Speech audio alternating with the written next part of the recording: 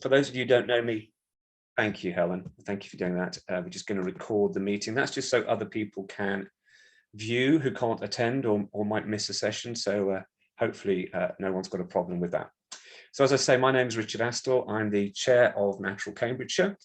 This is our quarterly partnership forum where we invite anybody who shares an interest in our agenda to join us and to talk about key issues that affect the environmental policy or examples of good practice or questions about how we drive nature recovery. You'll all be aware that our ambition is to double nature across Cambridgeshire and Peterborough and do what we can to support the delivery of ambitious nature recovery programs across the county. Just in terms of the IT that we're going to be managing today, please do stay on mute when you're not speaking. It just avoids background noise and unnecessary interruptions. Do use the chat as much as you can for comments or questions for our speakers. And then when our speakers have finished, what I will do is normally I kind of distill the questions from the chat and put them to the speakers. It's just because it's a little bit cumbersome trying to introduce everybody and ask them to ask their question directly. And when we've got a lot of people on the call, I can't actually see you all at the same time. So please use the chat. I mean, it may be there are occasions when I do invite someone to speak directly, not ruling that out, but it's just a little bit easier to manage if we do it that well. Each speaker is going to speak for around about 15 minutes, and then we'll have 10 minutes for discussion and chat. I will try, if I can keep us to time, to give us a little bit of a break at 11 o'clock if anyone needs one for sort of 4 or 5 minutes to sort of nip in and out. And we will be finishing at 12, not least because I've got a bus to catch. So there you go, there's an incentive. If we haven't finished at 12, somebody else will have to take over, otherwise I'm going to miss my bus to Snettisham and I won't be able to walk the Norfolk Coast Path. So you see, these are the priorities.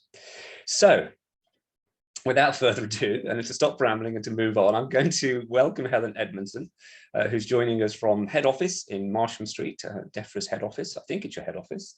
And the title of your talk, Helen, is, I think, the business case. Is that right, for nature? Yeah, the business case for the natural environment. And I think it'd be really, really pertinent for us to hear that from you as we take forward our plans, not least for our own Doubling Nature Investment Fund, which is all about the business case for the natural environment. And we'll talk, I'm sure Helen will talk a little bit more about our Helen Dye, about that later. So without further ado, over to you, Helen, and thank you so much for joining us. Great, thank you very much, and thank you very much for inviting me. It sounds like it's a very opportune time to be coming and speaking to you all, given what you've just set out with your investment fund that you're working up. Let me just see if I can get the screens to work. Let's have a look. Can people see my slides? Yes. Let's see if I can actually do it on there. Does that work? People are nodding. Perfect. Yes. Great.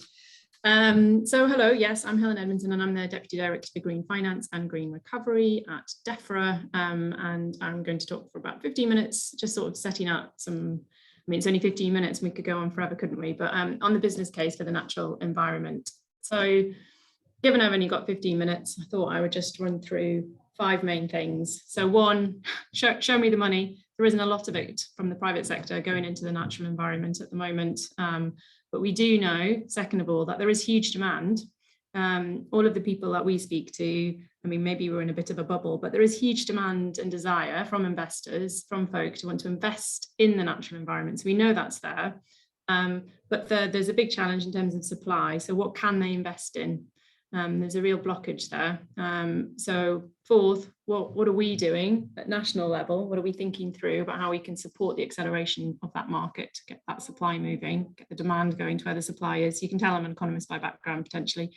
And then just, I guess, sort of my quick reflections for you. I'm really interested in your thoughts, having then rattled through all of that, of what resonates, what doesn't, what you think that the role of national government is as we work together to get this ambitious targets that we have on the natural environment achieved. So show me the money.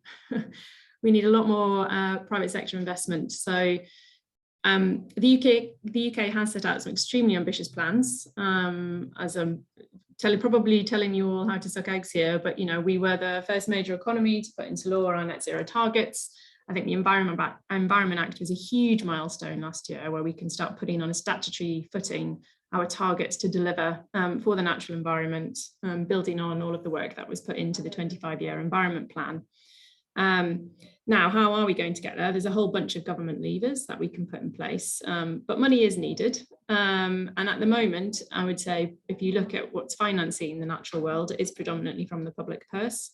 And we are not unusual in that respect in the UK. So when France was heading up the G7, they did a whole bunch of reports on nature finance, working with the OECD. And they showed that it's not just us, where it's mainly the public sector funding the natural environment. This is what happens around the world, with around 10% potentially coming from private sources. And we're in a pretty much similar state. The Green Finance Institute last year did a report on financing nature's recovery. We had a little look through this, broke it down into public sources, philanthropic sources, private sources, and showed that the UK was indeed in a relatively similar place. And that only around 80 million pounds per year in England was going into nature's recovery. Now, this is obviously relatively high level, but I think it just shows you that we really are, hopefully we're a little bit out the starting blocks, but we're definitely at the beginning of the race. And often an argument that's used is, well, we need a lot more finance flowing towards nature's recovery, so we need the private sector to come to the table. And I think that is true. But what I think sometimes gets missed is that extra nuance, which is it's also in their interest to come to the table. And there are significant market failures which are preventing them from coming to the table in a more meaningful way. And, the natural environment delivers both public and private benefits. And so we should be really looking at how that finance is also public and private. So, there's a need in terms of the amount of money, but also it is in our interest to be working much more closely and thinking about how that public and private piece comes together. And recognising all of that, in the spending review last year, there was a commitment, I think it's twice actually in the document, not just once in the spending review, that the government has put in place an ambitious target to raise at least 500 million every year of private finance into nature's recovery by 2027, and rising to more than 1 billion per year in 2030. So given what I said before, 80 million is what we currently estimate is currently flowing, and we want to increase that to a minimum of 500 million in 5 years' time. So we've got a job to do. So on the plus side, there is demand there. We know there is. There's huge interest, I think, for carbon offsetting in particular. We put into place biodiversity net gain mandatory requirements under the Environment Act, so that developers and major infrastructure projects are going to have to start investing in biodiversity as well. And we're seeing huge interest also from the water sector to think about these hybrid grey-green solutions, so how they can invest in things like sustainable urban drainage or indeed wetlands to help with nutrient neutrality. So there's all of this innovation, I would say, bubbling at the surface. And Vivid Economics, we commissioned them actually to do some research for us ahead of the Natural Environment Investment Readiness Fund programme that we'll touch on in a bit. And here's just, I guess, some of the headline findings in terms of there are lots of different markets that are under development at the moment, all at different stages of maturity. But I just think that just sort of shows that there is interest about how we can tap into this and how we can get the private sector again to come to the table. But they're nowhere near as mature as some of your developed markets, say for energy. So why is that?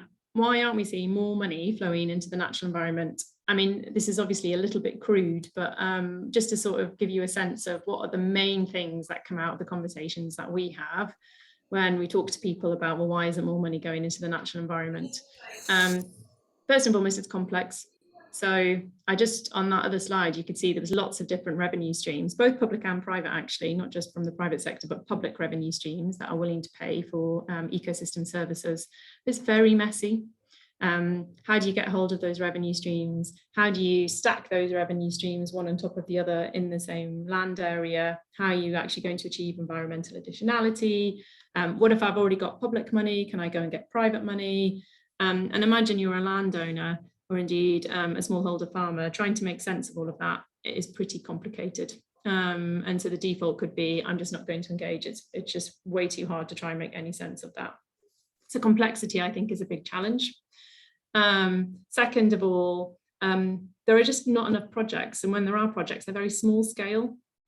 So if you want to get a sort of more commercially minded investor coming to the table, you know, ticket sizes normally around 10 million, because there's lots of upfront cost to assess a project, do the due diligence on that, etc. So you want to make it worth your while in terms of then getting capital out of the door.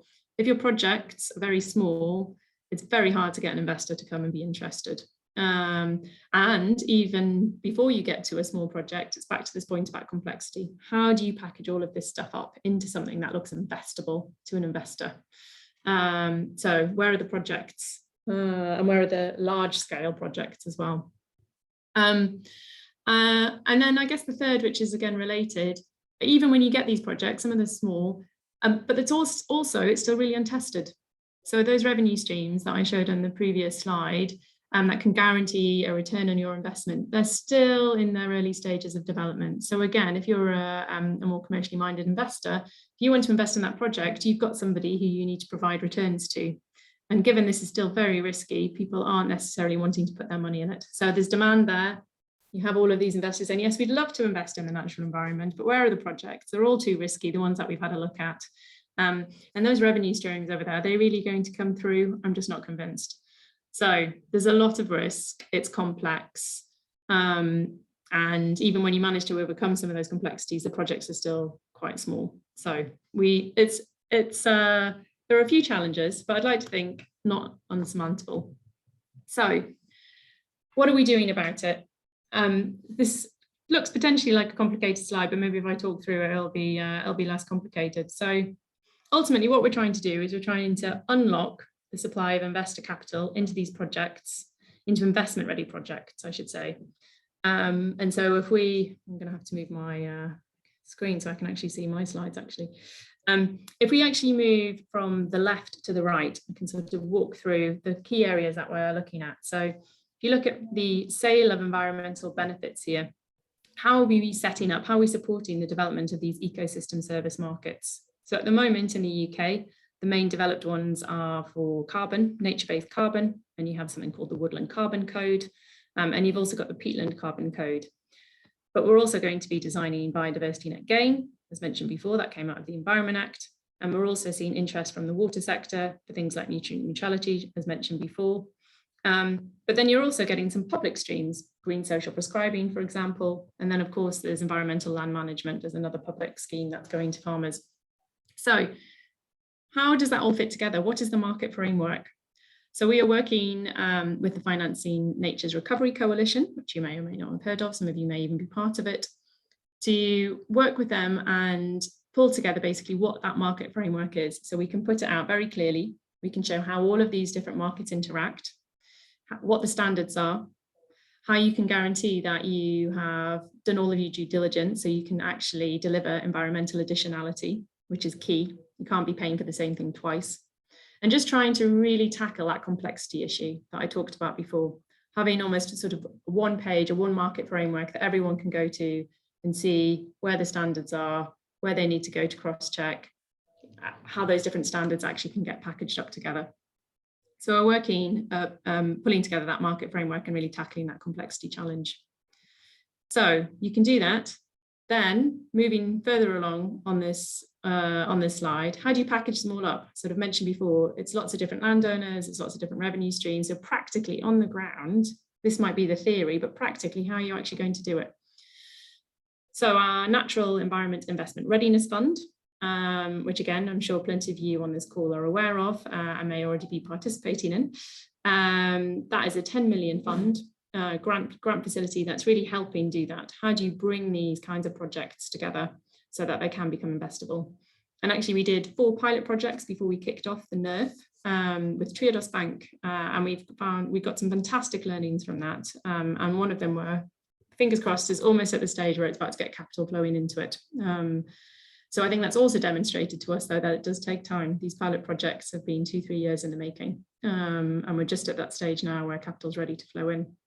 But we're generating a lot of learnings from the NERF. And then, of course, there's our test and trials that we're also rolling out as we are developing the environmental land management schemes as well. So market framework, helping hopefully to provide much more clarity on that complex market framework at the moment. Second, how do we package all of this up? How do we actually create a project that somebody wants to invest in? How do we pull those things together? How do we get landowners to negotiate between themselves where those revenue streams are going to go, what kind of activities they're going to undertake? So moving further along to the other side, you see here it says the Big Nature Impact Fund.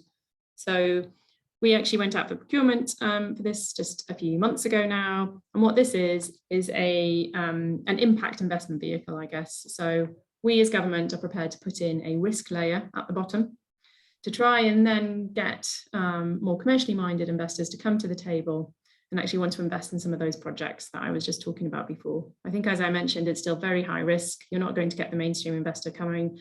So just helping accelerate this market with some risk capital. So if there are some big losses, we will, as government, take that first hit. And by doing so, we're creating these demonstrator projects that show that can actually work, and putting that information out there so that others can start coming and taking more commercial risk. So we're very excited about that. And I would also just mention, I've just gone into the last slide, just mention the other entity that if you haven't engaged with, the Green Finance Institute, I mentioned them before, they published a report on financing nature. They have something called the Hive that they're working with the Esme Fairbairn Foundation on, and they're capturing quite a lot of the learnings. They have an amazing set of podcasts where they talk to actual practical on the ground people, so moving it away from the theory to the practicalities of how they are doing all of this different stuff. And that's a really good source of information just to get an idea of practically how this actually happens and moving from the theory. So finally, just before I stop and try and take any of your questions, I took this map actually from your website, in case it looks familiar to anyone. But I guess, I mean, it sounds like you're already well ahead of the game and thinking through how to tackle all of those problems. I know us here in DEFRA, we have something called the Green Recovery Challenge Fund, and that has invested in your area. There's 2 projects at the moment, Cambridge Past, Present and Future, and the John Clare Countryside Vision. And that's doing a lot of what I actually just spoke about, which is engaging with local landowners, farmers, people thinking about access, thinking about well-being. But I think the next stage really is, well, how can you get people to pay for that other than the public purse, or thinking a bit more innovatively about where those public sources of funding are coming from. And I think crudely speaking, you've obviously got your compensation markets. So people who want to offset carbon emissions or indeed biodiversity. Key there really is making sure the people who are doing that offsetting are doing so with integrity, i.e. they're not just using it as a license to pollute. And then the other side is, I guess, the sort of more commercial minded, I like to think of it as avoided costs. So, you know, natural flood management, for example, local businesses investing in that as a way to reduce the impacts of flooding, or you know, sustainable urban drainage, I think, is another really good example in terms of them reducing the sort of risk of storm overflows. So there's different ways of really engaging with your local business community and finding out what their challenges are and how the natural environment can come and help provide solutions. And I think this is on my third bullet. I think what we've also experienced is just this really important point of engaging often with local community and with those local players. So it can't be a solution looking for a problem. The whole point about nature-based solutions are that they are in fact a solution to a societal problem, as defined by the IUCN. So what are the key challenges? You know, is it floodplains and really, you know, coming in at that angle? Is it the access to nature and the well-being? You know, does Cambridgeshire have really good access to very high quality natural green space that people can go and experience and enjoy? And how can you turn that into a revenue making opportunity, either from ecotourism or indeed tapping into green social prescribing? So really thinking through, well, what is a society, what is our local community, what does it really need, and how can we work with the natural environment to deliver those solutions, I think is going to be critical. We have to take, the environment and people have to be thought of together. It can't be seen as one or the other.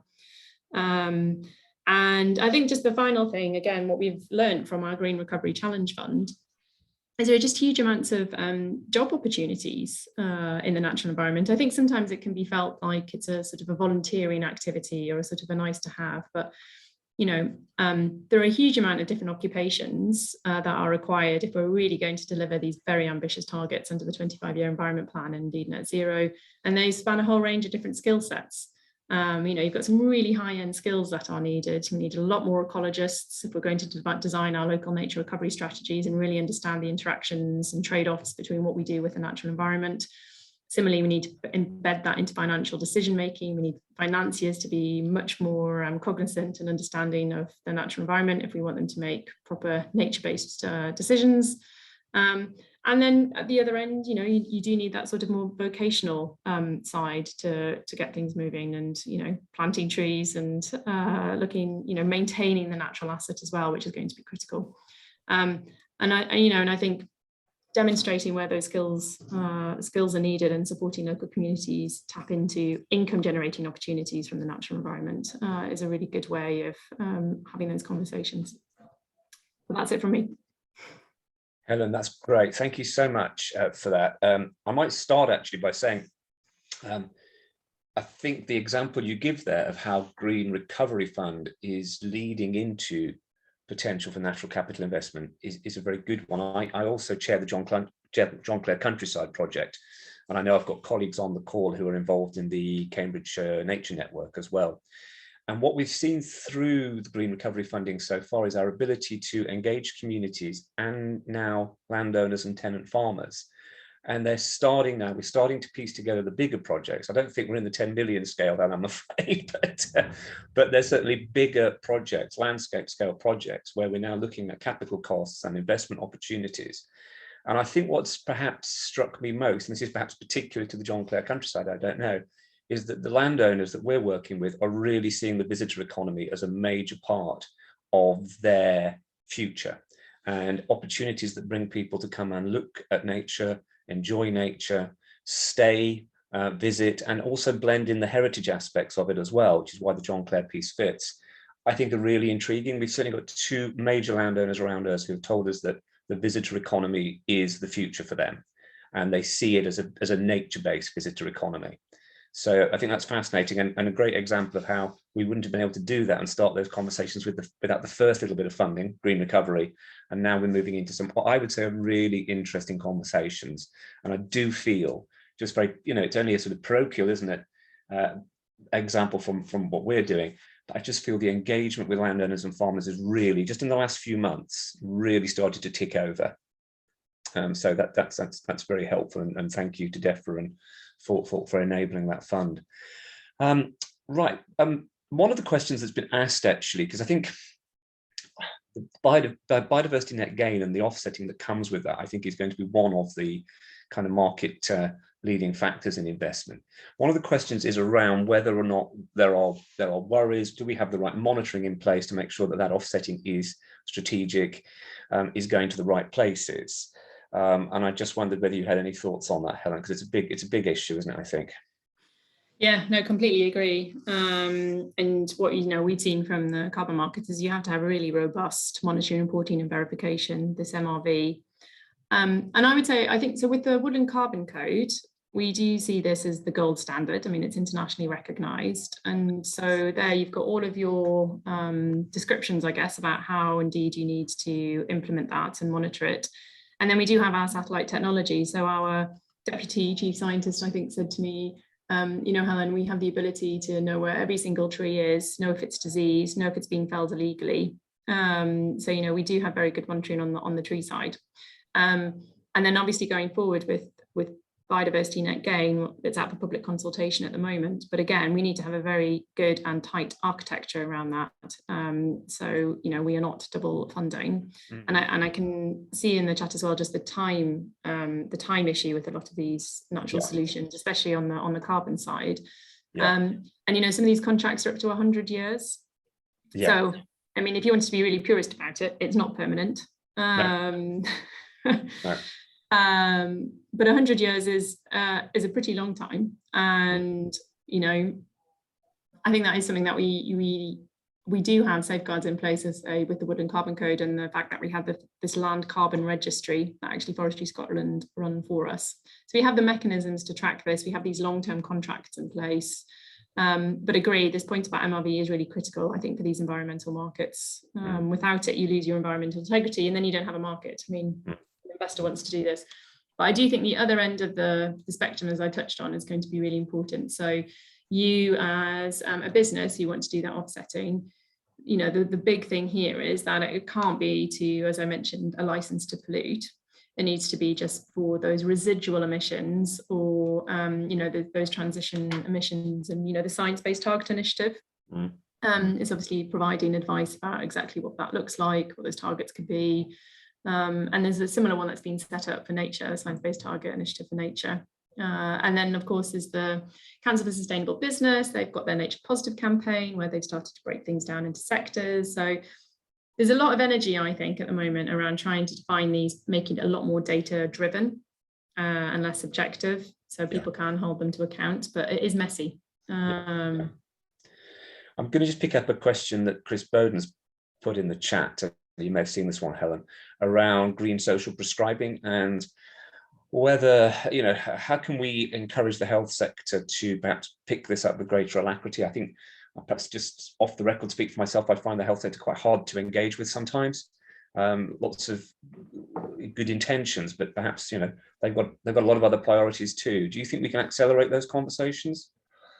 Well, so we did partner with health with Green Social Prescribing Pilot. I think it was 5 million, but don't hold me to that. Another part of DEFRA is leading that. So I can definitely follow up with them in terms of what then the expectation is following that pilot on green social prescribing. But we initiated that with DH and DH and SC. So I think there's appetite there. I think it's then what you do with the pilots, which is always the issue, isn't it? You do some pilots, they look really good, but how do we make sure we take those learnings and then think through what the more systemic interventions need to be? Yeah, absolutely. Martin Khan is trying to ask a question. I can't quite read it. Martin, do you want to come in quickly? This will be probably the last question we have on this. Basically, I was going to say that most investors are wanting a large margin on their investment to pay back their investment. That's the nature of investment. You're trying to maximize your profit margin. Most, which tends to go for uses of land which are intensive and produce a margin. Natural uses tend to be low intensity, low production, produce a small margin, which is why most of these sort of sources of investment that you're talking about are basically public benefits in terms of like carbon and so on, which are improving their image rather than actually net profit for the land in itself, in its own natural use. Now that seems to be a problem, because that means that to have these public benefits, you're going to have to, it's going to depend upon regulation. A lot of these things will depend upon public regulation, and that the question I'm going to ask is, will public regulation get more intense? How can the investor have a long-term investment in something where the regulations may change and become less restrictive, depending upon the political complexion of the day? How do you get that security in terms of the regulation, which will be driving these public benefits? Thanks, Martin. Helen? Yeah, I mean, there's a lot in there. So I would say there's a mixed set of investors, right? So there are investors who are willing to, you know, take that greenium and aren't expecting this huge margin. So I think, you know, investors are a heterogeneous bunch, and it is a bit mixed. So that's just one reflection on that. I think the second is we are encouraging multiple kinds of revenue streams, so you can get multifunctional use of land, be that carbon, be that biodiversity, be that wetlands, be that natural flood management. And I think putting the power into the landowner who understands their land and understands what the opportunities are in terms of the different revenue streams that they could access. So, you know, they can design that. So I think that's one side. And then I guess just on the regulation, we're still in the early stages of these markets. So I think there is a balance about, well, what is the appropriate level to provide that certainty and not stymie it too much. And so that's why I think partly actually just providing the clarity around what the market framework looks like and what the standards look like. So you do have very robust legal contracts in place. And that is the thing that can sort of lock you in and make sure that there is accountability and you're actually delivering and providing that oversight. So I think there's a balance to be had. Lovely. Helen, we should definitely have booked you in for a bit more time, I'm afraid. We'll perhaps have to get you to come back, but I am conscious that we're running a little bit over already. I did wonder whether you could do me a favour. Wendy Blythe has asked a question in the chat, whether you could just perhaps respond to that in the chat. But Helen, thanks so much for that. It's so pertinent. You may be aware we have been allocated, subject to final approval of the business case, £1 million as sort of seed cord funding from the Combined Authority to set up a natural capital investment fund, which we'll probably call the Doubling Nature Fund. And you're right, you know, we now are looking for those projects that we can pilot. We're definitely looking for less is more, a handful of very good projects rather than a plethora of projects. But it does feel, I can't remember what your expression was, we're off the starting blocks, but we're very much at the start of the race in all of this. It's not quite pioneering, but we're certainly, there's certainly a lot of unknowns out there. I also wouldn't underestimate, as a final comment from me, there are a lot of businesses who I think are ready to invest in nature for nature's sake. Now, that's not the same thing that you're talking about. I know it's more the sort of the old-fashioned sort of CSR philanthropy, but it seems to be further up their list of things they want to invest in as part of their brand building and their charitable endeavours. And I think landowners too, and Tim's going to come on and talk about this in just a second. Again, there are a lot of landowners, I think, who are doing some of the things I've been working on because they want to do it, because they think it's the right thing to do. And I think it is important for us to take these things forward in tandem. Yes, the business case, but there is also, I certainly believe, a moral imperative and a case for it just being the right thing to do. It's just kind of getting that balance right, isn't it? Agree, fully agree. Just sort of a quick one from me, I guess, is, I mean, we know of different local authority areas that are also thinking about a natural capital investment fund. I mean, I'm sure you all talk to each other, but happy to put you in touch, because I think there's something quite interesting about that cohort of people who are, I would say it's pioneering, similar to the Heritage Fund's work on the City Parks Partnership. I think there's a real opportunity there to work together and learn from each other about what's happened and what hasn't. And I might take you up on that. Thank you, Helen. Second, if there's anybody who's put a question in the chat that I haven't had a chance to answer and they wanted to follow up with me, I'm very happy to. So just get in touch. No, we really appreciate your time, Helen. Thank you so much for that, and we will certainly stay in touch on that. It's very exciting, quite daunting, but that's the best challenges are, aren't they? To be excited and daunted at the same time. So look forward to working with you on that. Thank you so much. Okay, we're going to move on to the next item on our agenda, which I believe, if I can find my programme, is Natural Cambridgeshire's very own trustee, Tim Breitmeyer, farmer and past president of the Country Landowners Association, who's going to talk to us a little bit about the experience so far on the sustainable farming incentive. Tim, you're there, you're ready to go. Have you got any slides, or are you happy just to talk? I was going to be very old-fashioned, I'm afraid, and talk. Thank you very much, Richard. Perhaps I should just expand a little bit, just to say that, yes, I'm a farmer in South East Cambridgeshire. My family have been there since 1962. I am also, as well as having had my time with CLA, I'm a non-executive director of the RPA, and the only landowner and farmer on it. Richard's already mentioned the fact that I'm on his board, and I'm the one landowner on that board. And finally, since my family came here in 1962, I've seen the grant to deteriorate more and more and more over the last 50 years. So I have a vested interest in that becoming a landscape project in the long term. And finally, I have actually also done an SFI pilot, which I will come back to in a moment, the detail, for one of the farms that we farm here in South East Cambridgeshire. So I have had some personal experience of, I think, how the new scheme is starting to roll out. Just as background, many of you will probably know, but there aren't many farmers here. Between 2021 and 2027, the government has chosen to move on from the old Common Agricultural Policy to a new scheme that will start in 2024 or start being rolled out in 2024 and hopefully be fully up and running by the end of that period when the current subsidy, as it would be called, has faded away. And there's a very definite change and shift that the government wants to see a return for its investment, particularly with climate change, with water quality a problem, a significant decline in biodiversity, and all the statistics are out there in state of nature, etc. And equally, they want to see farming, and I'm the first person to acknowledge there is a need for this, they want to see farming more productive. And so they've come up with, I won't mind admitting, helped a little bit originally by the CLA, they've come up with a new scheme, which is basically a contractual relationship between the landowner and farmer and the public purse and the public themselves.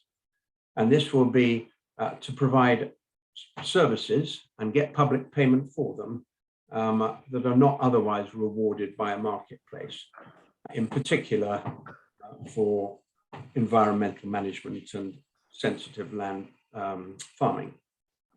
And equally, from a farming point of view, at a rate that hopefully will incentivize the maximum participation in that. And their scheme basically is divided into three very significant areas. There's a baseline scheme, which they're hoping about 70% of farmers at least will take part in. And that, for those of you who are familiar with stewardship, is I would say very similar to what is known as mid-tier stewardship at the moment. And more detail on that in a moment. The second level, now known as local nature recovery, John Torres might have a view on this, but I believe it's very significantly directed towards trying to tie in with the local nature recovery strategy so that there is a link between government policy and their objectives for biodiversity and nature on the ground. And then finally, the really big landscape projects where they envisage perhaps 300,000 hectares in the country being significantly put over to a recovery of a landscape area. And that can mean anything from, I believe, rewilding to a water catchment and anything in between. So the detail of the basic scheme is very much still under construction, but it will be effectively it'll have 8 standards within it. And from our point of view in the east of England, these are in particular to improve the landscape, to improve the soil, to improve water management and water quality, the hedgerows that we all see on our farms, and finally the woodland. And the woodland has not really been very well supported on what I would describe as general schemes over time. And then perhaps less common in this part of the world, there will be 2 grassland standards and equally one for the hills and the moors. Now, I am a great believer in the fact that every farmer in the land, I think, has got 5 to 10% of his land that is not commercially productive, and I think could be put into those schemes and produce some very significant return. The landscape one is primarily for the birds and the bees. So that looks at trying to have patches of wild bird mixture and flowers and pollen and nectar. Primarily the soil one is to improve or reduce runoff, to improve the quality of the soil, which a lot of people say we've only got 27 years worth left at the rate we're going. The water is very much as about buffering so that we make sure that topsoil, nitrate, and indeed phosphate doesn't come into the water courses. And hedges, primarily from a wildlife point of view, need to try and make sure they are not cut every year and that they are seen as a biodiversity place for food and equally for shelter. That's just a very, very quick rundown of what the standards are. Then within each standard, there is a level of ambition that a farmer can sign up to, whether it be the very basic level, for which there is a certain payment, an intermediate level, or the advanced level, where he gets the greatest return, but equally has obviously got to make the greatest impact. Now, I mentioned the fact I've piloted it. I think that we have, in that pilot, put quite a significant level of benefit to the countryside in. We haven't had to change our farming methods too much, and it probably returns us somewhere in the region to the bottom line, about 45% of the support we used to get from the public purse. That's the basic level. Then the next level up, which is designed, as I said, to fit in, I think, with the local nature recovery strategy, will be the more advanced level of higher tier stewardship and beyond. So wetlands and ponds, significant cover cropping, I believe, looking after SSSIs and heritage sites. And I think we'll also include groups of farmers clustered together. Not necessarily all of those will go into a landscape recovery. And that will be a higher level, which definitely fewer landowners will go into.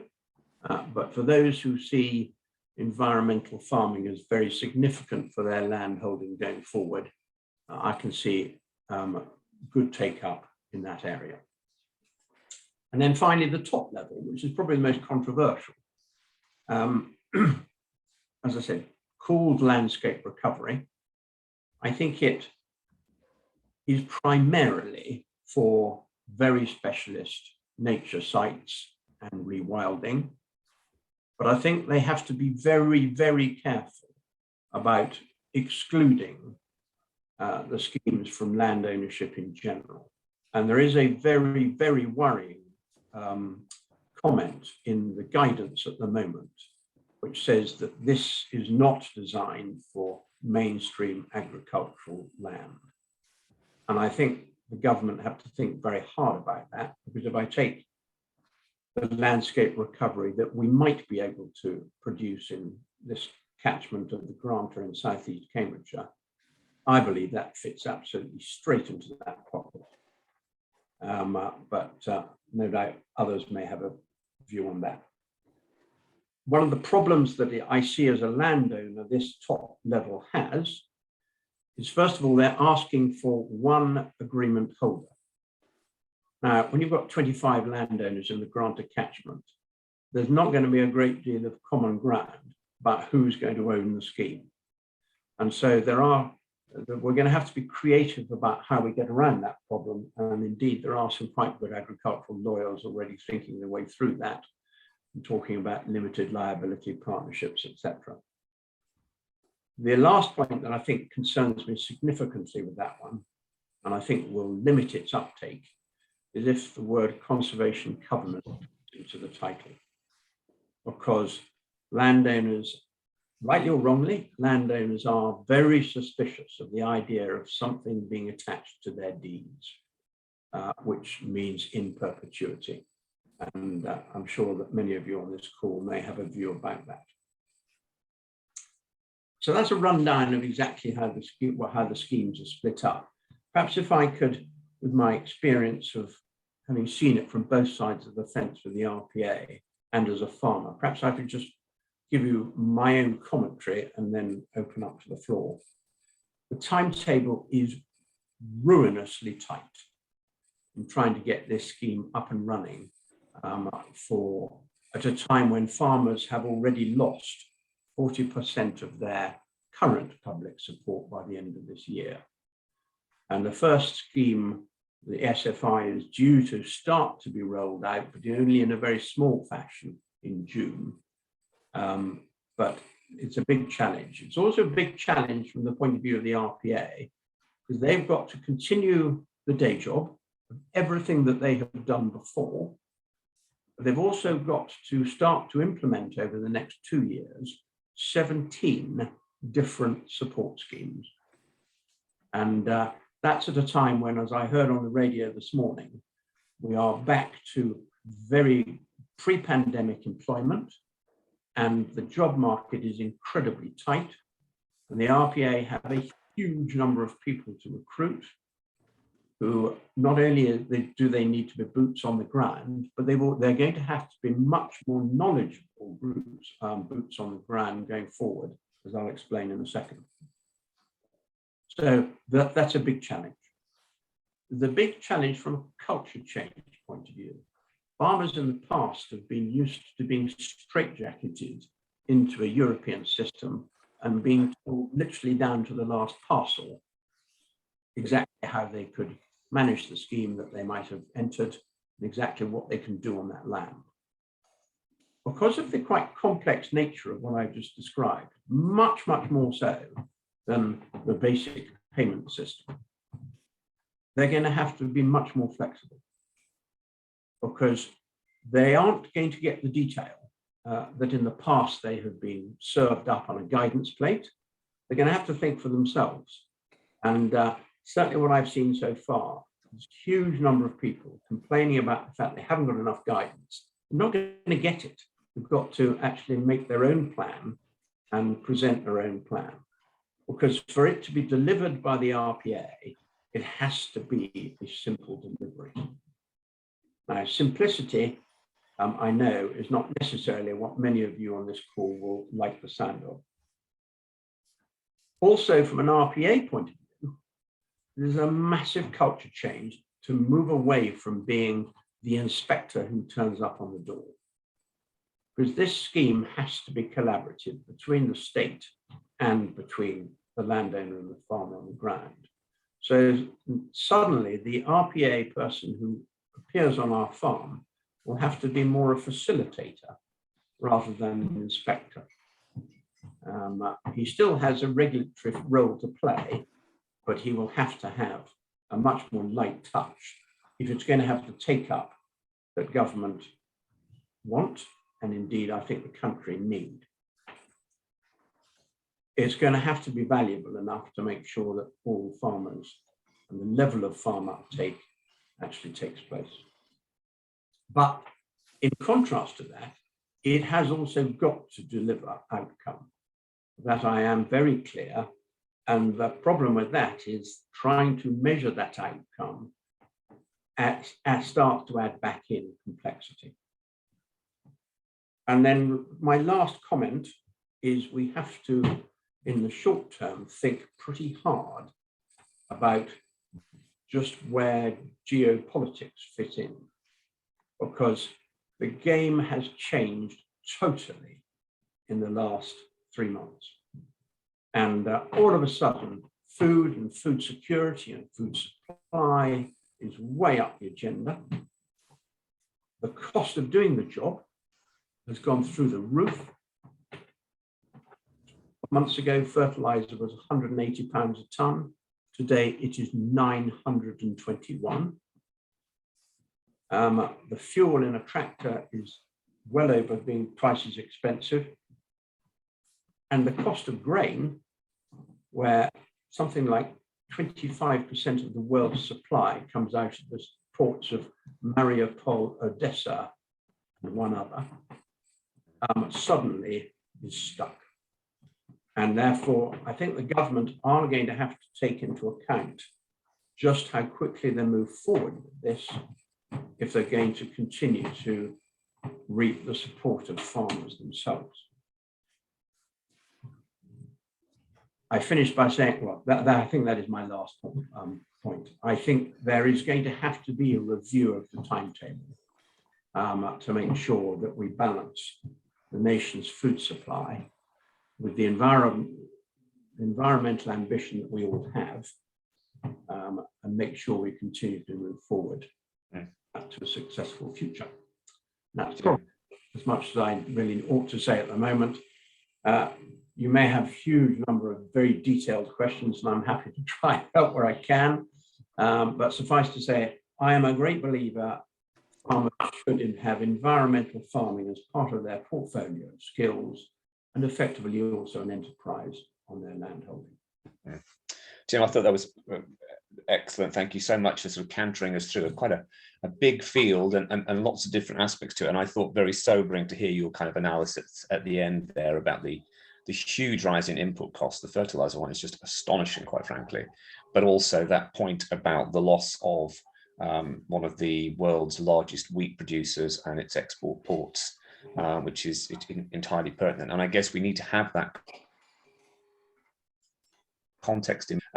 However, I guess I would also say, yourself said that there's probably between 5 and 10% of farmed land that doesn't produce anyway. So we perhaps need to focus not on taking land out of production, but on making sure that the land that doesn't efficiently produce food is managed really well for nature. And a lot of farmers, I know, going back to my earlier comment to Helen, actually believe in this because they want to see nature flourish as well, not just because of the income streams that come from that.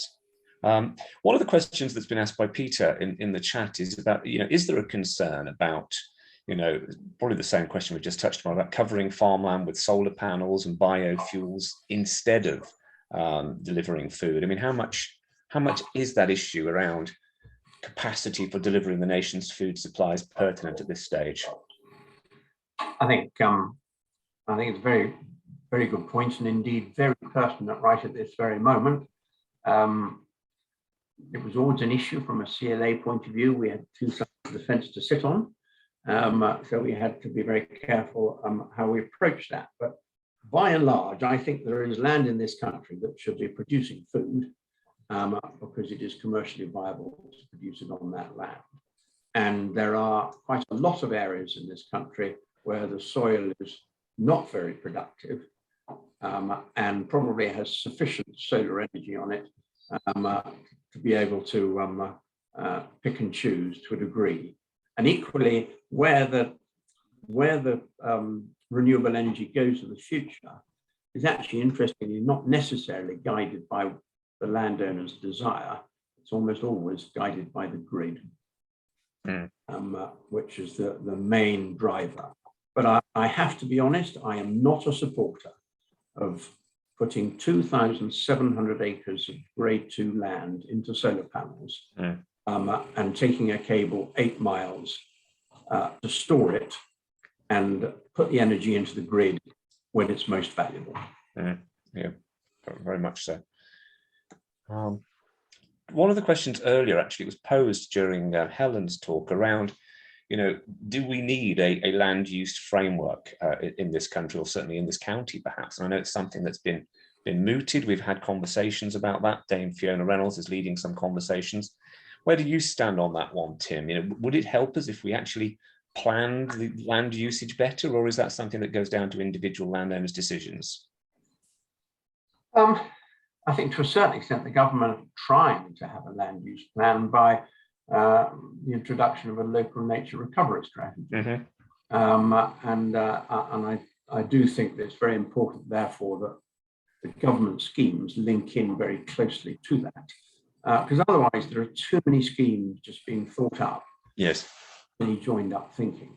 And so yes is the answer. I think there is land that we must continue to use for food production, but there is a terribly difficult problem there over carbon and soil, particularly here in the east of England. Yes is the answer. The land is less productive. We ought to look for the greatest nature recovery on. Absolutely. A question from the representative from Cambridge, past and future, present and future. Hi, Tim. Does the 5 to 10% of not productive land include existing habitat on land, such as woodland and hedges, or actually are you talking about land that is currently actively farmed?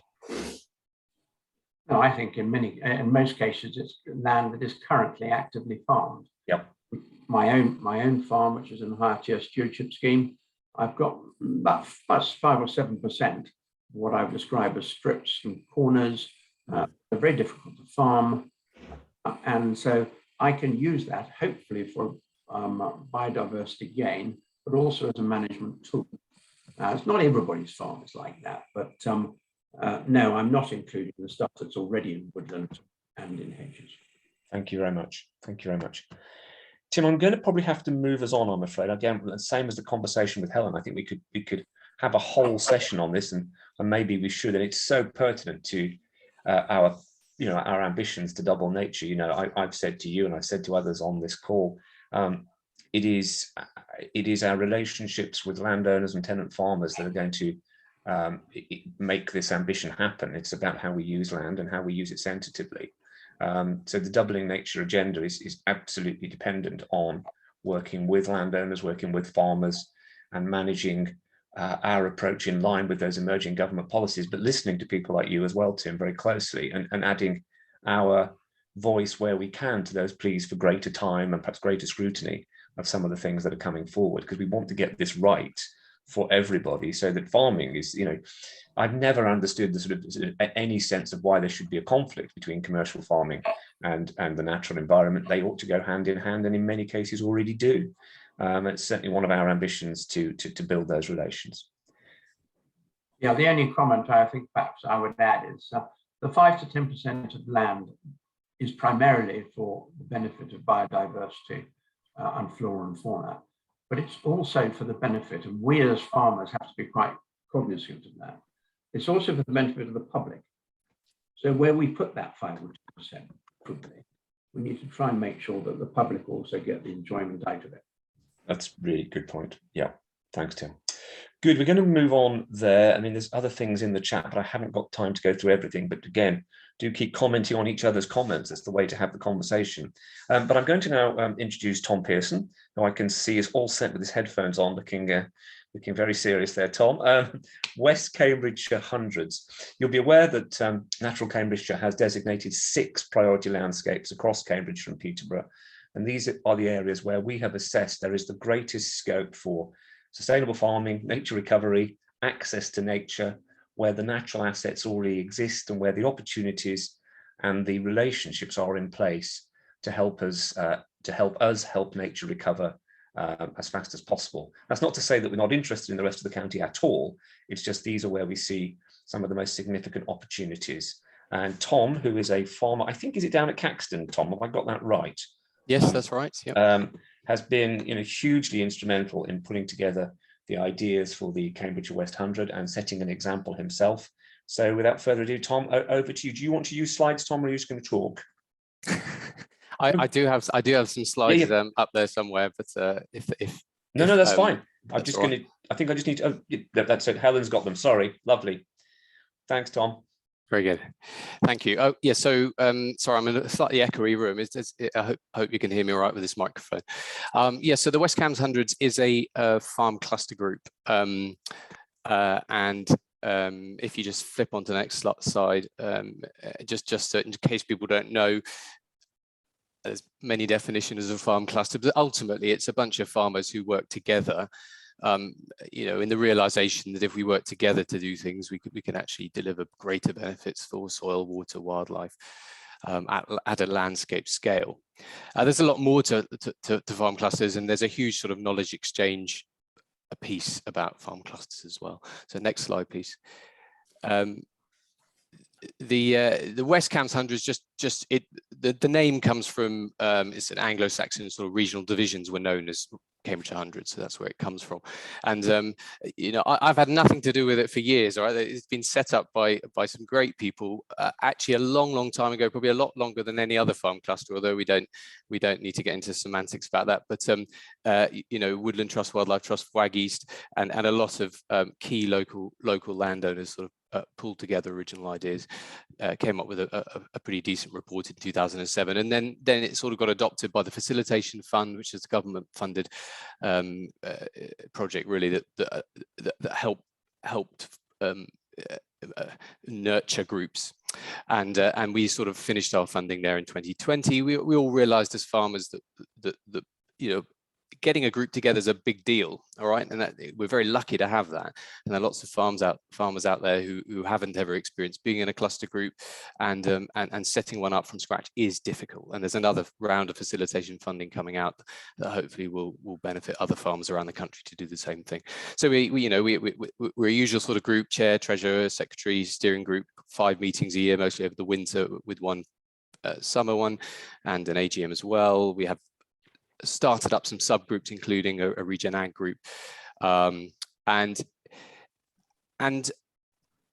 the farm clusters really have mostly been around the country, and there are lots more than us, mostly around that sort of social interaction, building trust between farmers, knowledge exchange between farmers, finding out what works. That sort of picture is the bulk of what's been happening in farm cluster groups.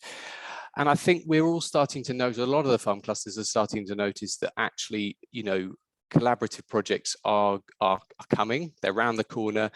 We need to be more prepared for them, and we're sort of ramping up the West Cambs Hundreds to hopefully deal with that. And we've got a constitution now, we've got a bank account. We're currently actually 30 members. I counted it wrong, so we've got quite and more people asking to become members. So we're actually getting to the point where we've got to be careful about what the optimum number really is. And actually, we've actually hit well over the 10,000 hectares now. And we are considering new members. And actually, you know, yeah, sure, we've got to stick to a rough location because it's a bit silly having people miles away. But at the same time, you know, we're keen on enthusiasm over location, really.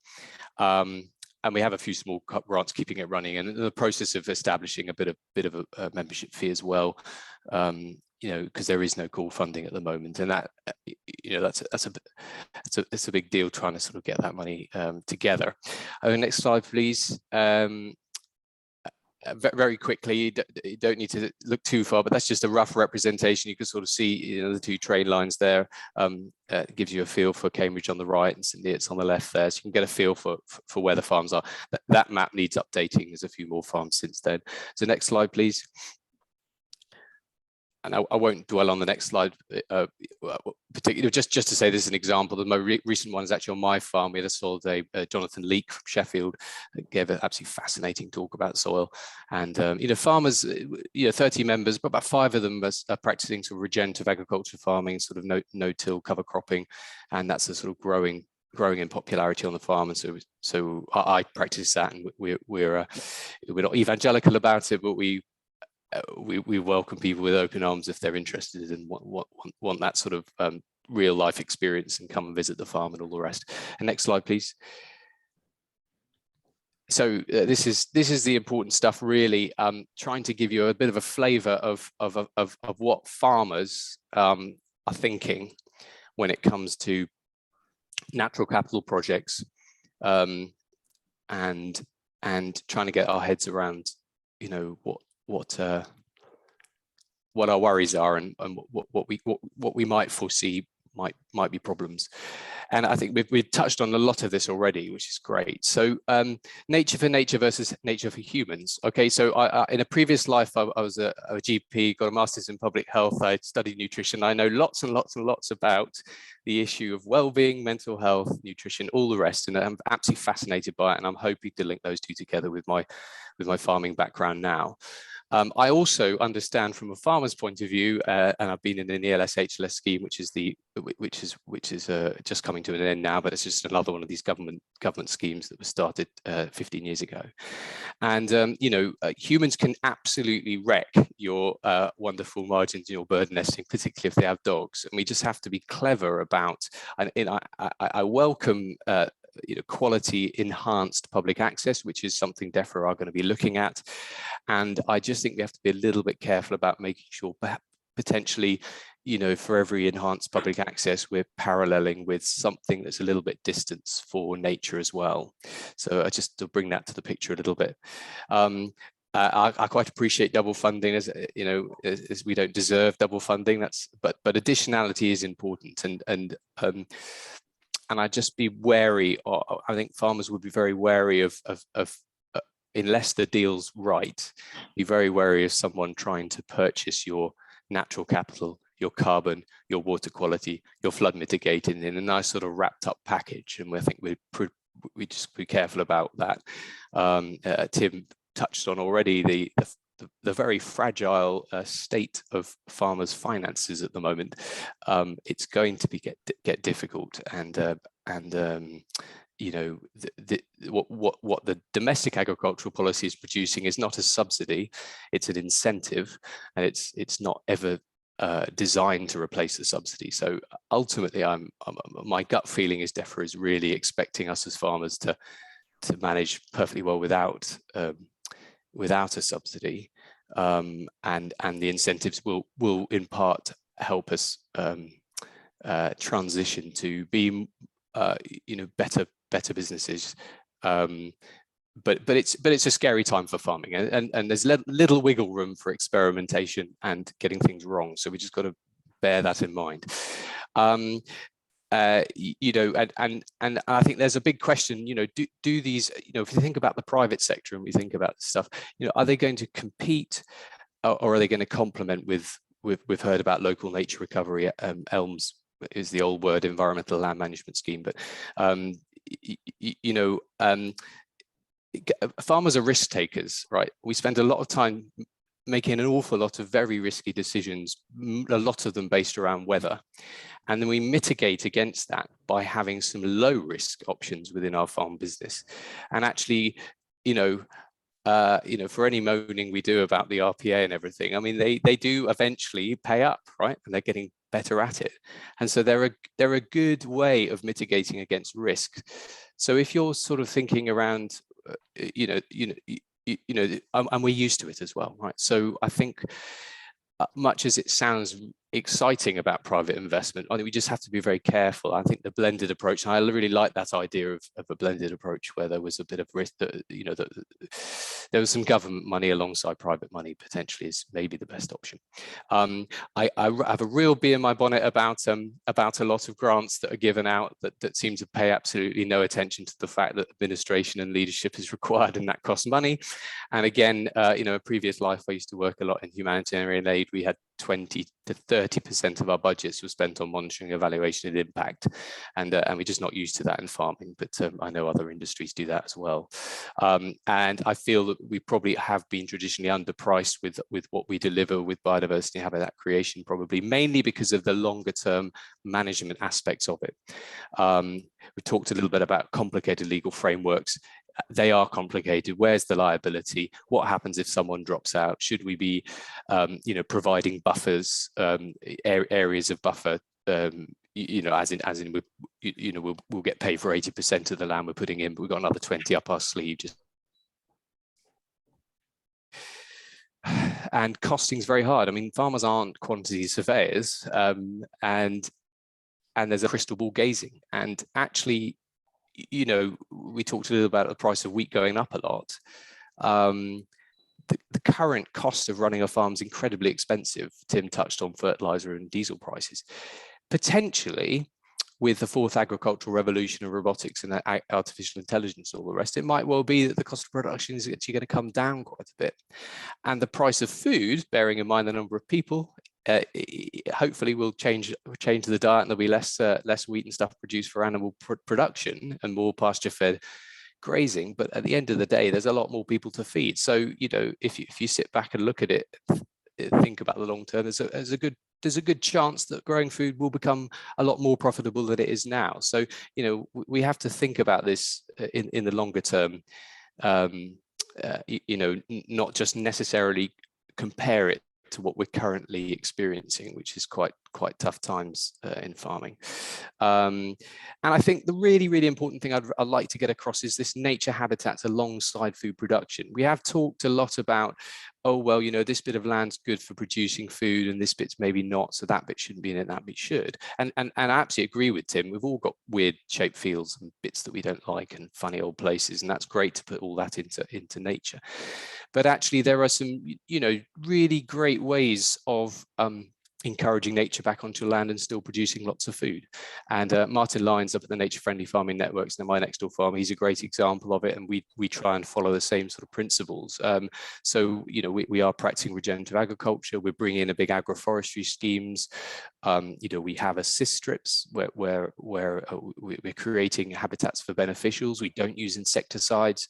I mentioned the fourth agricultural revolution. I mean, herbicide-free weeding and the ability to select, non-competitive weeds and leave them in the field and create that diversity. They're not far off. They're much closer than you might think. And so I think it's important to understand that, there's the sort of lunar landscape farming that does happen around the place. There's what a lot of farmers are doing, like Tim and myself and others who are doing like best practice farming, often mostly conventional, and then there's moving into what I'm moving into, which is regenerative agriculture and agroforestry in other ways, which is maybe taking a tiny bit of a hit on the food production, but not dramatic by any means. And there's good evidence out there that agroforestry particularly can actually cover the sort of 8% losses you might get on area through that. I think that's great. Next slide, please. So I think it's worth considering farm clusters when you're thinking about delivering.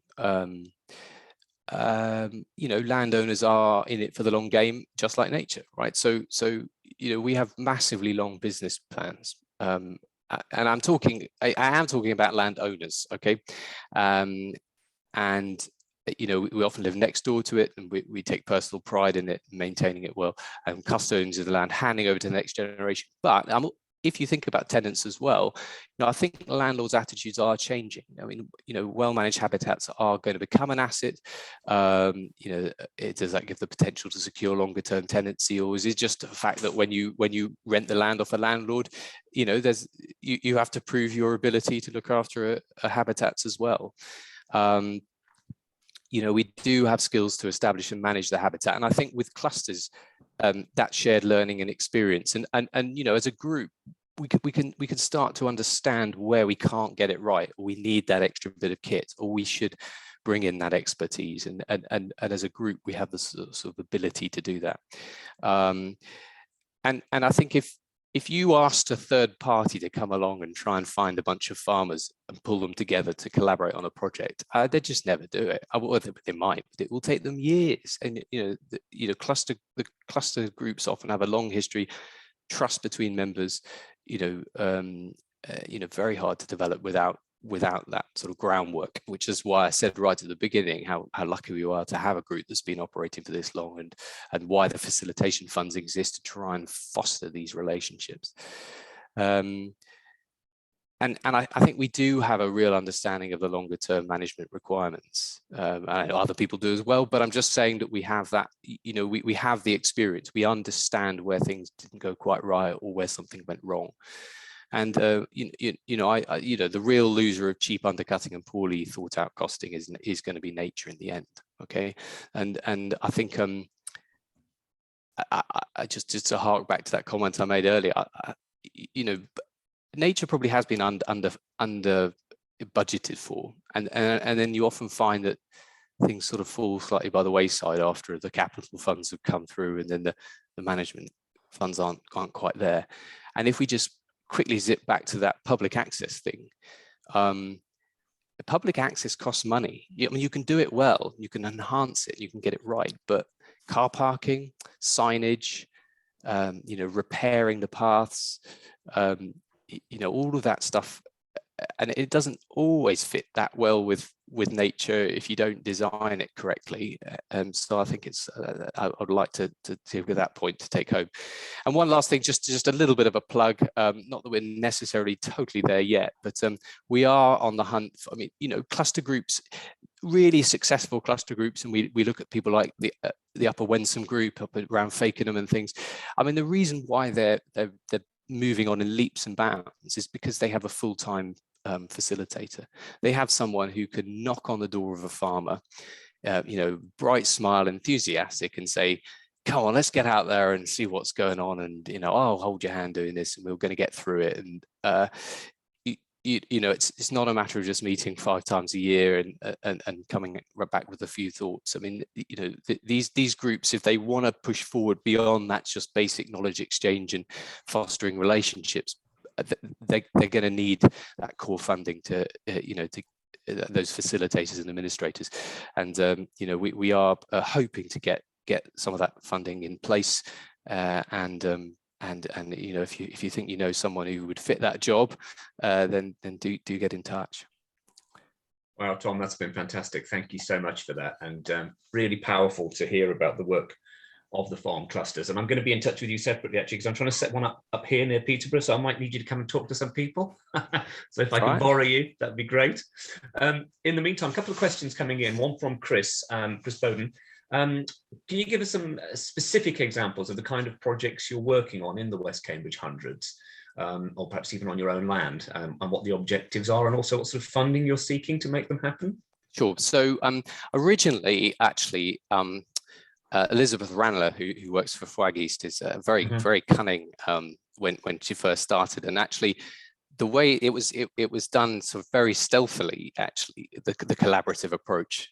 That's my personal feeling. I mean, I wasn't running the farm at the time, but it was absolutely genius because, you know, she was offering the services to help us get into environmental stewardship schemes, and had a picture in her head about, you know, all these farms and what they have individually.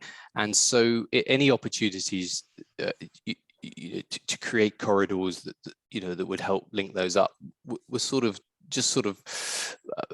gently pushed into the scheme. So we were quite lucky in that sense. And then off the back of that, we've had some ongoing mapping exercises. So we will bring in people to look at hedge quality and gap those up in the right places, and try and see, you know, if we've got waterways. We've got the Bourne Brook. I mean, the Bourne Brook doesn't necessarily affect every single farmer, but it's a lovely sort of core core subject to work with there, and so we've done water testing and things, and looking at how we can help with soil erosion around the tributaries of the Bourne Brook and the Bourne Brook. So that map is an ongoing moving beast, and as we get more members in, we like to sort of find out what we've got. But then on top of that, what we do is then have discussions around, well, what would you like to do? I mean, what would you feel comfortable doing? You know, maybe just a little bit, and then if you were really going for that big, hairy, audacious goal, you know, what would you really go for? And to have all this sort of up our sleeve, to understand, you know, with the right collaborative agreement, with the right payment, you know, what could we achieve in a collaborative sort of nature corridor style? So that's sort of the major ongoing project that's sort of sitting around in the background all the time. And then there's a lot of sort of opportunistic stuff going on. So, you know, when grants for sort of ponds come around, is an example, then, you know, Elizabeth's out there sort of sending out the emails, come on, who wants to do it, who wants to get one of these up and running, and so that sort of opportunistic approach to sort of fit in you know, things as and when they become available. Another sort of major project that we've got sort of sitting in the back of our minds is the flood mitigation project for the Bourne Brook. Ultimately, a way of dealing with that is to have a lot of attenuation ponds all the way down the Bourne Brook. It's almost an impossible thing for someone like the Environment Agency to ever get a handle on and organise, but we potentially have the ability to sort of do that. So some sort of major projects like that, and then there's the much smaller down to earth stuff. There's a lot of quality control, as it were, I suppose. So you know, we're often sort of running groups, you know, meetings where we will go and see a best practice and sort of understand how to do the same stuff on our farms. But the bulk of it, really, obviously, there isn't private investment yet of significance, and that's what most of this day has been about. But there has been sort of you know, environmental schemes and new one coming up. So it's most of it would be involved around that, and how we can sort of tweak and landscape design our farms to fit in with the ones around them and all of that. Yeah. Lovely. Thanks, Tom. Just a quick question. I think you probably touched on this really. Question from, there was a question earlier. Are the members of the farm cluster publicly known? I mean, is it a sort of, is the membership public? One of the questions was aware sort of which farms are involved. When we get an assistant facilitator, one of the lists on the job description are, you know, run our social media, because I'm pretty sure that if you ask any one of the farmers to do it, it would be a complete balls up. But I think we are slightly off the radar. If you Google search, it will come up because we've been on the GWCT website who try to keep together all the cluster groups. But I think we would hope to be much more in the public eye. It's just sort of lining up all the pieces and getting it right, I guess. And the thing is traditionally, farmers avoid the public like the plague, right? We do. My dad took over. He said, "Well, if you want to diversify, just think really hard about whether you want to interact with the public." And that's coming from a vicar, and I'm an ex-doctor. So even us, we're sort of like, "Oh, I'm not quite sure whether we want to be doing this." But actually, the value really is there. If you can, there's a huge piece around, and the next talk about public health will be fascinating. But there's a huge piece around wellness, food nutrition, food behavior, people understanding food, and what better way to do that, to get them to walk around your farm on these enhanced public access opportunities, and to see that on a website or on a social media. I mean, imagine if you can just walk down a footpath and you've got a QR code there, and you can just zap it, and then that will tell you what's being grown there, where we're growing it for, how we do it, what nature we've seen there recently, and maybe you can even add in what you've just seen, and lots of great opportunities. It's brilliant, Tom. And you know what you've just done? You've just set up the next speaker perfectly. So good. Glad to hear it. Again, Tom, we could have gone on for a lot further, and we must get you back to talk about this in more detail. And I'd love to stay in touch with you on this, as I said earlier. But thank you so much for all you're doing in the West Cambridge Hundreds. It's brilliant and a great example to set. And thank you for joining us today and for being so supportive of Natural Cambridgeshire. I know you've met many of our trustees recently, so thank you, Tom, indeed for that. Pleasure. And as I say, I think Tom's perfectly set up with his last little comment there. Our fourth speaker today, who is Professor Carol Brayne from Cambridgeshire Public Health, is going to talk to us about green spaces and health, something I think most of us on the call are very kind of, what's the word?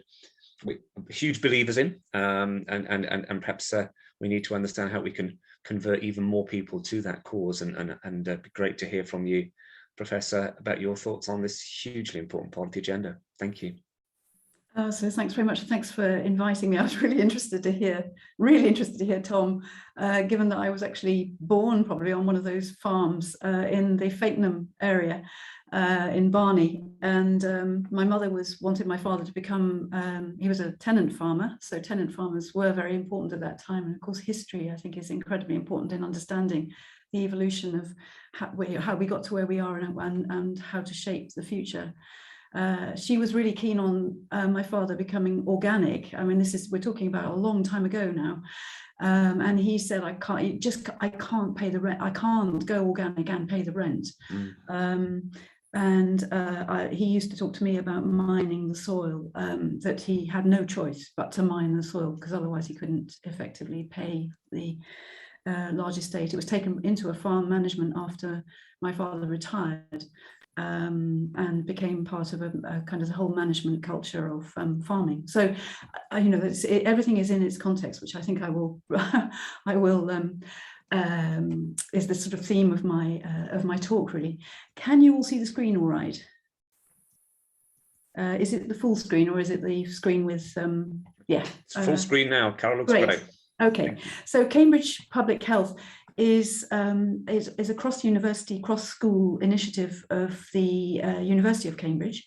And there are quite a lot of these cross-university initiatives, but this one is focused on public health, and I'll just say a bit more about public health as we go along.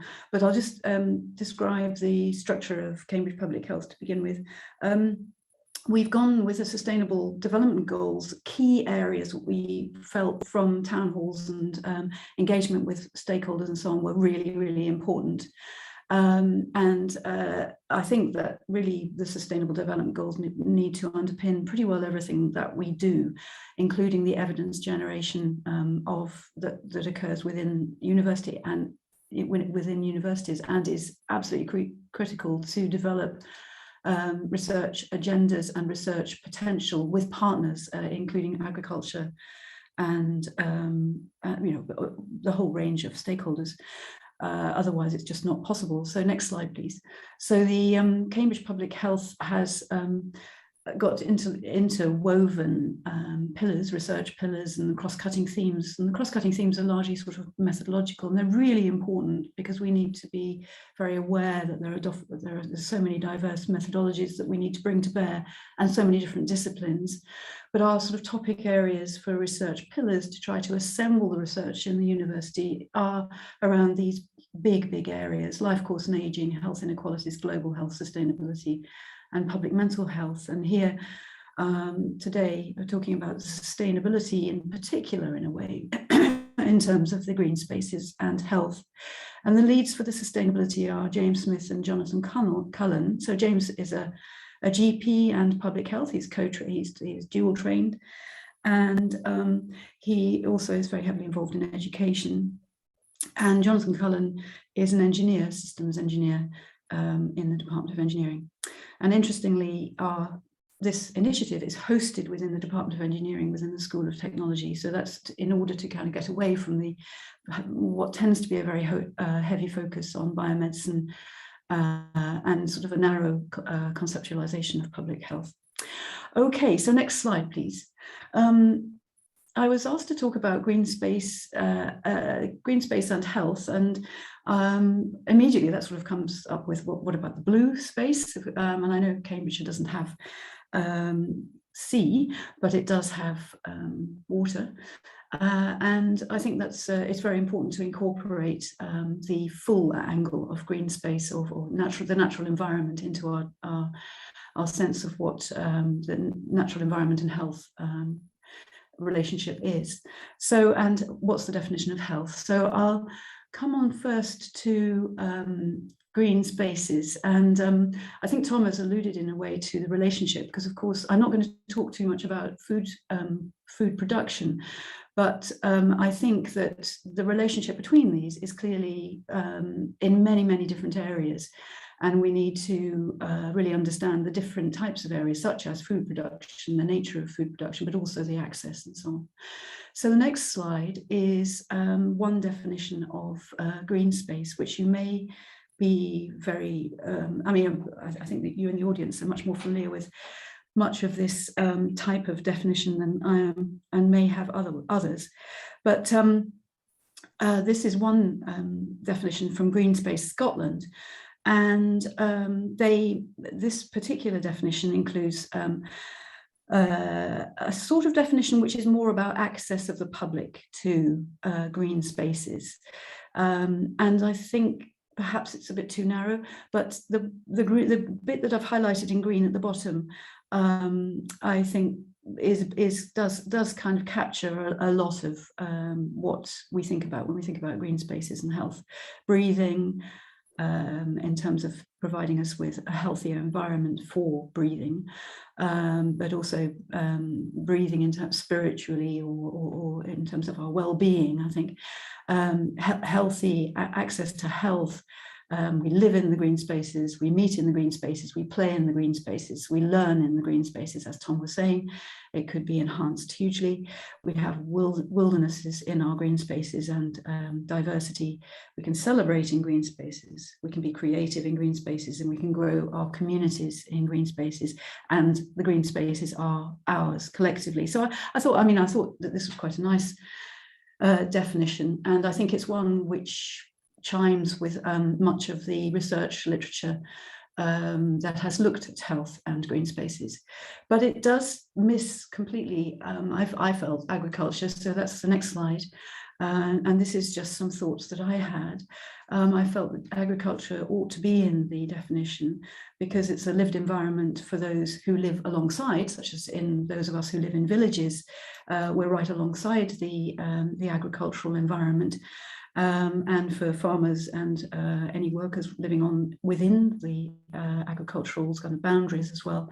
Worker health is incredibly important, and employer approaches to health of the workforce in general as an employment, as a big potential employment employer grouping, even though it isn't that large in the workforce at the moment.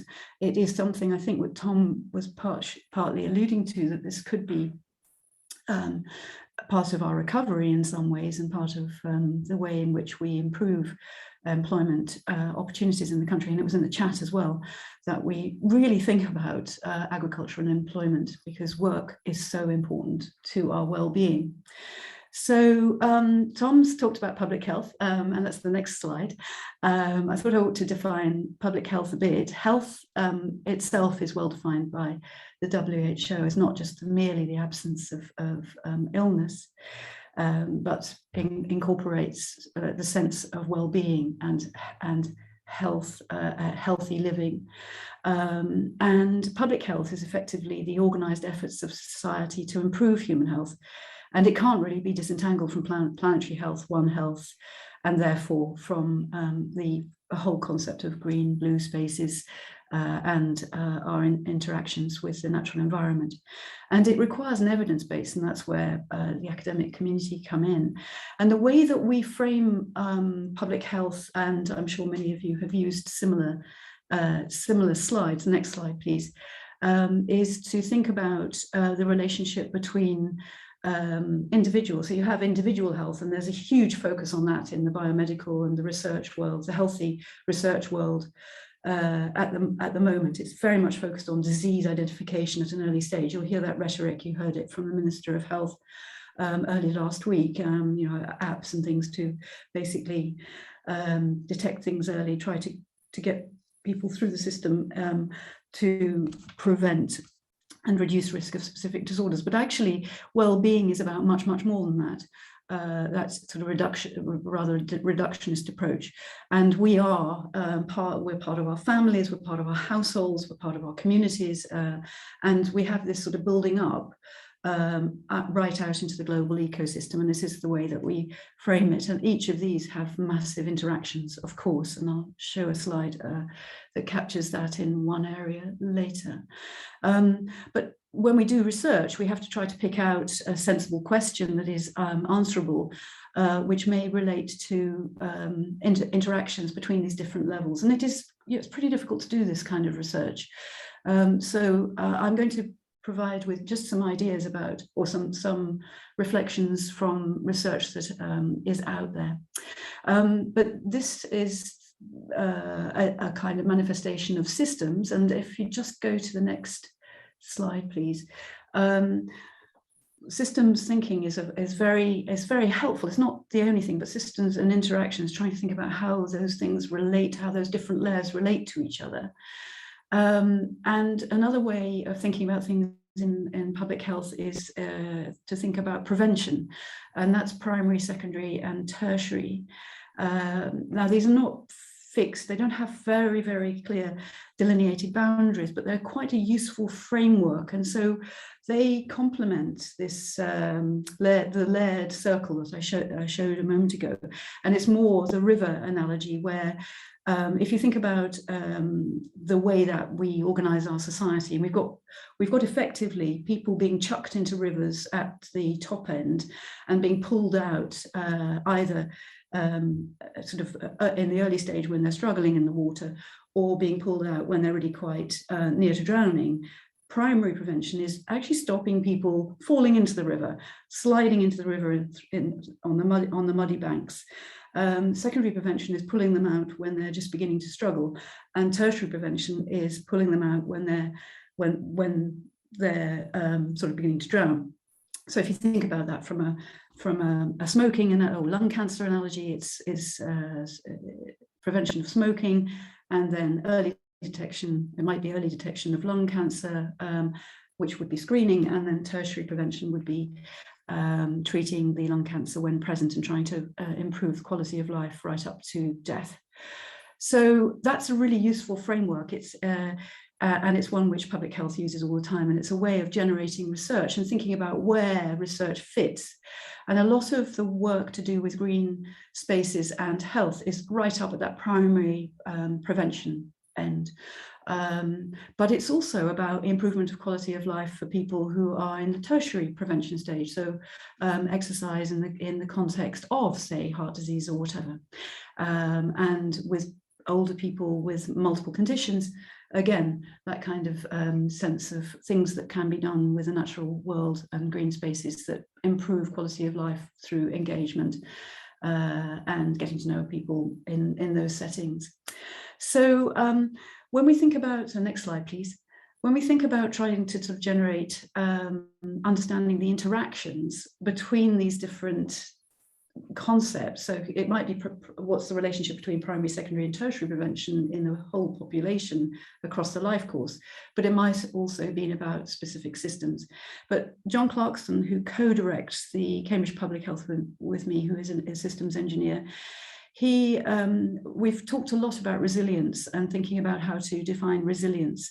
And this is one way of kind of characterizing it and conceptualizing it, that if we want to improve health and have sustainable societies, we have to have healthy growth, a healthy and sustainable growth. We have effectively a growth model that we work to.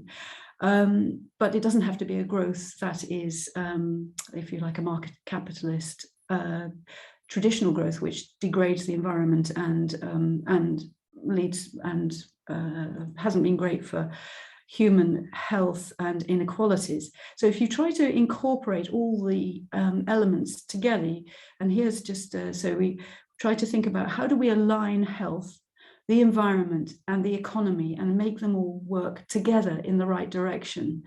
We have to think about the interfaces. If you could put this next slide up, please. And so what we're trying to work on in Cambridge Public Health is thinking about how do we measure the interaction, what are good metrics that capture the relationship between environment and health, health and economy, and economy and environment. And all those three, if you capture those three interfaces and look at the interfaces of the interfaces, you have something that should tell you whether you're going in the right direction for healthy growth, so for a sustainable future for current generations and future generations. And this is kind of trying to nudge us, well, trying to think about how can we improve the metrics that we have. And lots of people are working on these kinds of things as well, but we're particularly focused on these interfaces. And of course, green spaces and health is one of those. So trying to think about what are the really fantastic measures that capture that interface. Are you going in the right direction in the environment, between the environment and health, that interface? So I thought I'd just go through a little bit of what's out there in terms of research at the moment. And it isn't that easy to research in a very robust way, but people, obviously there's a huge number of people around the world who are doing this sort of thing. But so there's just 3 slides here on some of specific primary types of research. So this is a systematic review of the research evidence, and it was published last year on the relationship between green and blue spaces with mental and physical health.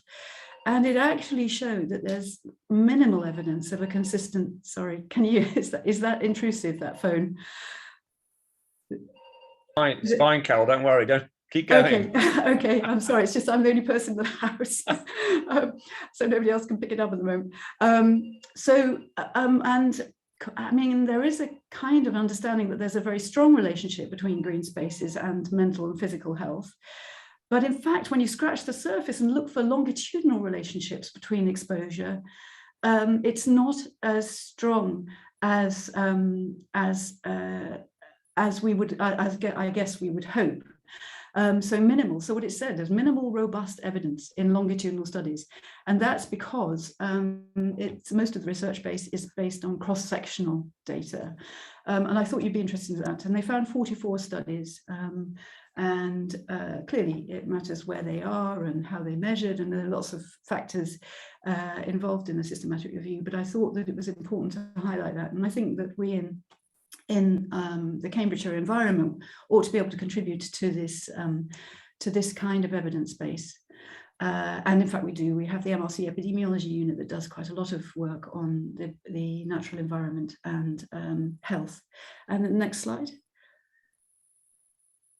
Now, I know that many of you are looking on small screens, and so this is really just to highlight, I think you can see that all these boxes have points and their countries, And this is a big kind of ecological analysis looking at the associations between green and blue spaces and mental health across 18 countries. So it's a great synthesis of evidence out there. And it's about green space visits and inland blue space visits and coastal visits and nature connectedness within those countries. And it's quite a range of countries across the globe. But what you can see generally, I think, is that there's a pretty strong relationship. And again, this is cross-sectional data. There's a pretty strong relationship between the amount of the thing and what the sort of the X and the Y axis. So you've got a line going up from the bottom left to the right to the top right, and that shows that there's in these particular studies that were looked at, and the synthesis of the evidence, that there's quite a strong relationship on a big ecological basis, that's an epidemiological term, on a sort of a big on a country status. So that's quite nice and strong and compelling evidence, but it is cross-sectional data. Next slide, please. And that's sort of slightly ambivalent, well, minimal evidence, what it says for the longitudinal, strong evidence cross-sectional. And then, of course, what I really wanted to convey is it's really nuanced. And I think Tom's talk gives us that sort of sense of the complexity of it. But this study I thought was very interesting on green gentrification and health, and it's a scoping review, which is a particular type of review, and it's about urban greening initiatives. It was set up to look at how greening initiatives in those neighbourhoods that are gentrifying impact health well-being and health pathways. And they found 15 studies. And I've put the key findings here in the orange, which is marginalised residents living within those areas are negatively impacted by green gentrification, a lower sense of community feeling of not belonging in green space, and in many studies using green space less often than the newcomers. So we have to be very careful about how we go about our development and our greening, and I think Tom alluded to this as well. The nature of the access to nature. Really need to understand how it works for different communities, how it works for inequalities, how it works for nature itself. Next slide, please. I just wanted to mention the initiatives that there are out there. There's a Centre for Sustainable Healthcare, which is looking at how healthcare is itself working towards improvement of sustainability, or being less unsustainable, I should say. And that includes access to green spaces. And then there's the NHS Forest, which is an initiative on growing trees and for reforestation. And in the NHS Forest website, if you just go to the next slide, there's a nice access to the research base that they've identified, a huge amount of research in particular areas that they've pulled together, which I don't have time to pull out today. I just pulled out what I thought would be interesting for a range of audiences. So next slide, please. The BMJ has done some really nice infographics, and again, these might be too small for you to see, but basically trying to bring different fields together. So this is climate change and infectious disease, and you can see the green space sort of area is the top left with deforestation and agricultural development. But it's sort of implicit, the green space angle within this whole infographic, but it tries to capture where things are happening and what the impact of the relationship between climate change and infectious diseases, and looking at the intervention strategies that can be implemented. And I think the green spaces and health sort of fits, is kind of inherent in this kind of approach to thinking about health. And the next slide takes us to the actions. And there are each of the boxes around the edges are things that we can do. And so I think in the health research literature, there are these kinds of examples that we can pull from to try to think about how we can apply that to the green spaces and health work that might be being done locally, for example. Next slide, please. So my reflections on green spaces and health are that basically we have to put it in context. We have to understand the history, as we've heard earlier, and we need to understand the longitudinal nature, because I think that is the in health research, it's really important to try to understand things across time, and it's not possible to separate out different areas that easily. It's fine to create the testing of relationships between one thing and another, but you then have to place that finding in the context of society, the society and the time in which it's being, the question is being addressed. It's really important to think about systems and interactions. And it's, I think it just highlights, and the talk we've just had, highlight how it's really important to work together to ensure the sort of the focus, and but with the breadth, the local and the higher levels, what's appropriate at local levels, what's appropriate at a higher level of society, and how do we address the questions, the urgent questions that we need to have answers to in an appropriate and nuanced way. For particularly working within the Cambridgeshire environment, I think we do need specific projects and within a co-developed framework, but understanding where each project fits in the bigger picture. So I wanted to stop there and thank you all for your attention, and hope that there are lots of, I can see there are lots of questions. There's been a lot of chat. Yes, Carol, you've spot a lot of chat. Then I can see a few thumbs up around the Zoom call. Yeah, quite a lot of chat really about this sort of definition of what is green space, and how does it get used, and how do we share those environments, and the importance of, you know, human benefit for green space, but also not so that you know, impacts on nature, because there can be conflicts. And Wendy Blythe has put an example in there of conflict between people probably thinking they're having a lovely day off and having a nice walk and the dog's off the lead, but in fact the dog is busy attacking some sickness. Not a wise thing to do actually for a dog, but plenty of examples of that, of where, you know, the health and well-being elements of this agenda can push hard on the nature recovery elements of the agenda. So we do need to get that balance right. I was just going to ask, are there, well, actually I've got a question from Tom. Let me go straight there. Do you think that people who have never really been exposed to nature are less likely to feel better when being in green space? That's interesting. Has this been looked at? So if you're not conditioned to the benefits of nature, do you actually perceive them? That's an interesting one. Have you got any thoughts on that, Carol? Well, having grown up, or having had my early life in yes, what was a very deep Norfolk village, I think the idea of going out for a walk, going out to enjoy nature, would not have been most people living in the villages kind of ideal activity. So I think it is really important. We have to understand culture, history, and whether people see nature as being something that is potentially quite hostile. I mean, and people from different countries, different backgrounds. If you have grown up in an area where there's food scarcity, and it's actually about trying to get a living from the land, and going to an urban environment where there's food in shops and stuff, it may be absolutely what you want to do. So I think we really do need to think about the assumptions that we make. And I think a lot of the, it's not to say that